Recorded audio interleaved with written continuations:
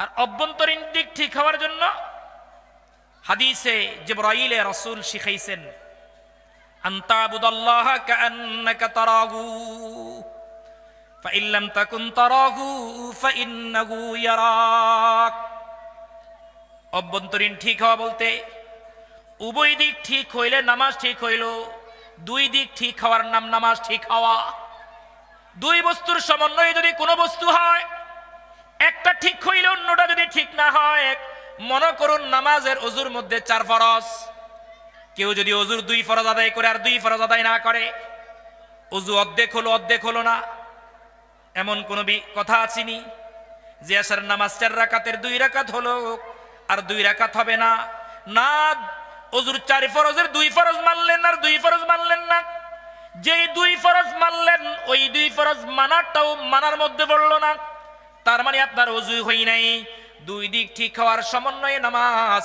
বাহ্যিক দিক ঠিক হওয়া, অভ্যন্তরীণ দিক ঠিক হওয়া। যদি এক দিক ঠিক হয় অন্য দিক ঠিক না হয়, ঠিক হয় নাই। বাহ্যিক দিক ঠিক হওয়া বলতে 13 ফরজ 14 ওয়াজিব 51 সুন্নাত। অভ্যন্তরীণ ঠিক হওয়া যেটা সবচেয়ে বেশি অভাব বর্তমান সমাজে, আমার মতো লেবাসদারি বহু লেবাসওয়ালা দাওয়াত তাবলীগের উসিলাই, আল্লাহর ওলিদের সুহবতের উসিলাই, চরমনায়ের উসিলাই, উজানির উসিলাই, হাটহাজারির উসিলাই, বসুন্ধরার উসিলাই বহুত লোকের নামাজ বাহ্যিক তো ঠিক হয়ে গেছে। 51 সুন্নতের খুব গুরুত্ব, ফরজের আলহামদুলিল্লাহ গুরুত্ব, ওয়াজিবের গুরুত্ব, ঠিকঠাক নামাজ, কিন্তু নামাজ পড়ে বের হয়ে গুনাহতে এখনো লিপ্ত হয়ে যায়। নামাজ তো সুন্দর পড়লো বাহ্যিক ভাবে, গুনাহের মধ্যে কেন লিপ্ত হইল? কেন লিপ্ত হইল? ওই দিন এক জায়গায় শুনলাম নামদারি, নামে তো আলেম, সুদের পক্ষে সাফাই গাচ্ছে। সাফাই, নাউজুবিল্লাহ বলেন নাউজুবিল্লাহ। কিসের পক্ষে সাফাই? উনি সাফাই গায়। সুদের থেকে বাঁচার কোন সুযোগ আছে এখন? কেমনে বাঁচবেন আপনি? আপনি তো যেই জামা গায়ে দিয়েছেন এর মধ্যে সুদের বাতাস লাগছে। যে কারখানা তৈরি হয়েছে ওই কারখানাওয়ালা ব্যাংক থেকে বিভিন্ন লোন নিয়ে সুদের উপরে টাকা নিয়ে আপনার কারখানা বানাইছে, তো সুদের বাতাস তো আপনার গায়ে লাগলো। চাই না আমি ব্যবসায় আসুক সুদের অভিশাপ, যার ছোট্ট গুনাহ মায়ের সঙ্গে জিনা করার পাপ। চাই না আমি ব্যবসায় আসুক সুদের অভিশাপ, যার ছোট্ট গুনাহ মায়ের সঙ্গে জিনা করার পাপ। চাই প্রশাসন হবে দুর্নীতি মুক্ত, প্রশাসন হবে দুর্নীতি মুক্ত আমাদের এদেশের। চাই শুধু হোক কায়েম দেশে বিধান ইসলামের, বিধান ইসলামের। আমি চাই না গদি, আমি চাই না গদি, চাই না মন্ত্রী, চাই না গদি, চাই না মন্ত্রী আসন সংসদের। চাই শুধু হোক কায়েম দেশে বিধান ইসলামের, বিধান ইসলামের। আমি চাই না গদি। আমার মতো লেবাসদারি যদি সুদের সাফাই গায়,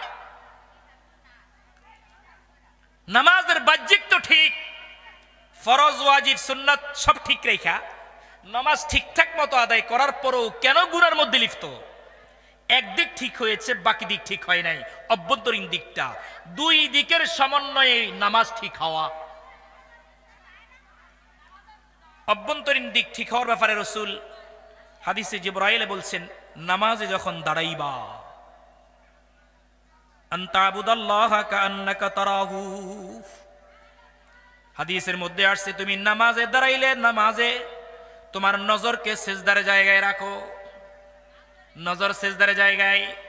হাদিসে কুদসিতে আমার আল্লাহ বলেন, মানুষ যখন তুমি সিজদা করো দেখতে দেখা যায় কার্পেটের মধ্যে সিজদা করো, যখন তুমি সেজদা করো দেখতে দেখা যায় টাইলসের মধ্যে সেজদা করো, যখন তুমি সেজদা করো দেখতে দেখা যায় তো চাটাইয়ের মধ্যে সেজদা করো।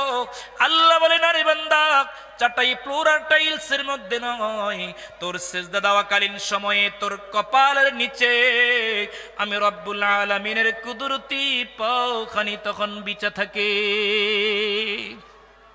এইজন্য রাসূল বলেন নামাজে যখন দাঁড়াইবা সেজদার জায়গায় তুমি নজর রাখো, কারণ নামাজের মধ্যে সেজদাই আসল। এক হাদিসের মধ্যে রাসূল বলেছেন নামাজীকে আল্লাহর নিকট সেজদা যতটুকু নিকটবর্তী করে দেয়, নামাজের অন্য কোন রকম কোন কাজ এই পরিমাণ নিকটবর্তী করতে পারে না। সেজদায় গেলে মানুষ প্রত্যেক রাকাতে 2 সেজদা দিয়ে বুঝায়। প্রথম সেজদা মানে মিনহা খালাকনাকুম, এই মাটির দ্বারা আল্লাহ আমারে বানাইছেন। দ্বিতীয় সেজদা আবার মাটিতে কপাল ঠেকায় বলি অমিনহা নুখরিজুকুম, আল্লাহ পাক এখান থেকে আবার বানাইবেন। আহকাম ইসলাম আকল কি নজর মে থানভী আলাইহির রহমাল কিতাবের মধ্যে বিস্তারিত আলোচনা।